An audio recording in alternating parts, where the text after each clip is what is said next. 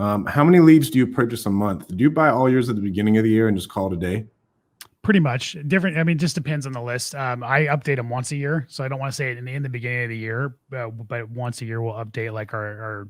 It just depends on the list we're mailing to, but just to put it in perspective, between 2018 and 2019, we did a combined total of about 2 million postcards. So now, granted, we mailed a couple lists multiple times, but I just want to put it in perspective. Like I'm not playing. I'm taking it very seriously.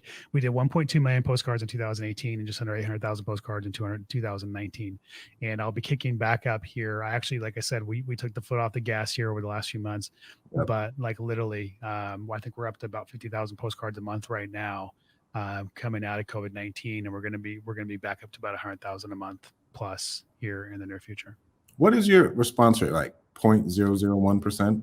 It's like 0.04%. It depends on the list, the time of year, and the card we use, anywhere from about a 0.04 to about a 0.08.